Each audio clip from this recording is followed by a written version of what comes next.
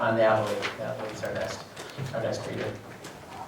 When asked, why did you write this piece, her response was, I wrote this story because I got inspired by the events that happened on the 4th of July with all the dogs.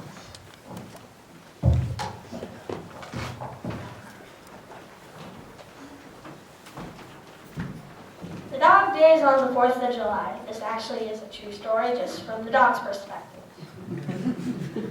Scaredy cat, Susie laughed maniacally, rolling on the docks, messing up her sleek yellow fur. Shut your trap, Kenai barked back. Her tough dog appearance slowly went away as she trembled in fear of the water. She shook her head, letting her long black and white fur move with her. I'm not a cat, Jake said. Then he looked straight into the murky lake water, and a shiver went up his spine. Ugh. Jake's ruffled black fur trembled with him. He was shaking so much the dock he was standing on shook with him. Over on shore, Maggie rolled her eyes, watching the pathetic display. Jake was the youngest of the dogs. He had to prove he was strong enough to play with the older dogs. Maggie was the eldest of the 4 dogs, and the wisest, but her body was frail, and her smooth black fur was turning gray. Susie and Maggie have the same owner, and they have lived on the lake for almost all their lives.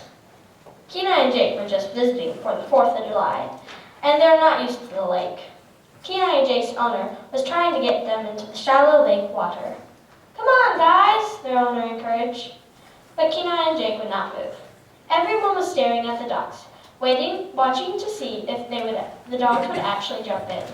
Hey, Kenai, not such a tough pup now, huh? Susie mocked.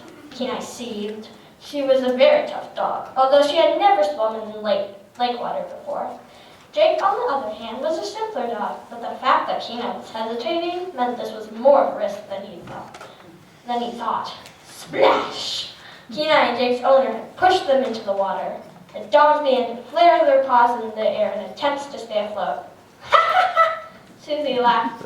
Kenai and Jake began to sneeze and cough up water, trying to get to the shore. Even Maggie couldn't hold back a chuckle. Why don't you guys gather some sticks and we can throw them in the water for the dogs to catch? A man said to his kids. All 4 dogs' heads popped up, and in a couple of minutes, a good amount of sticks were collected for throwing.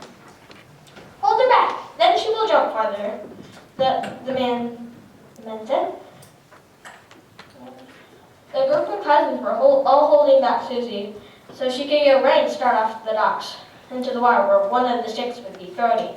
3, 2, 1, go! One of the cousins shouted. The man threw the stick and the cousins let go of Susie. Woo-hoo! Susie barked as she jumped off the docks.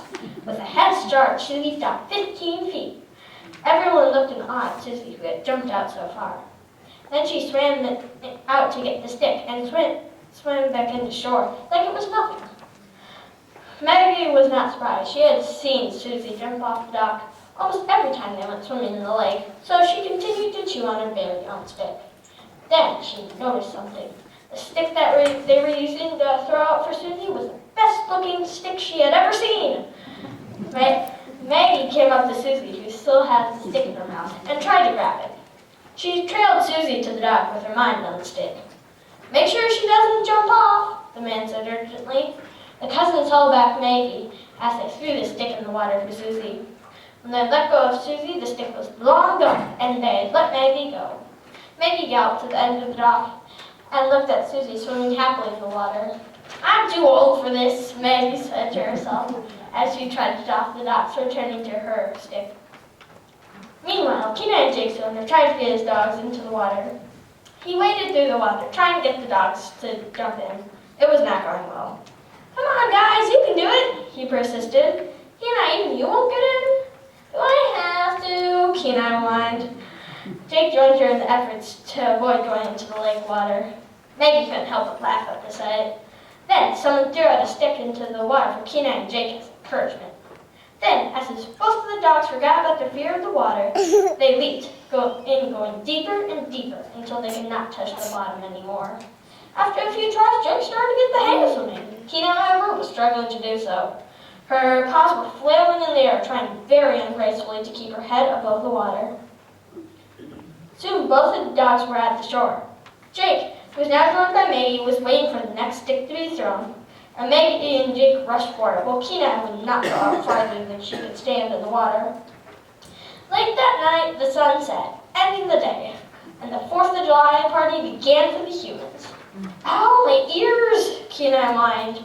All the dogs moaned in distress as the fireworks went off late that night. How long are they going to do this? Jake asked.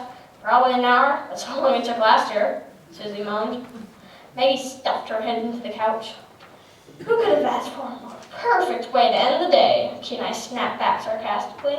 But instead of snapping back at Kenai, Susie just watched and marveled at the gorgeous firework display being set off.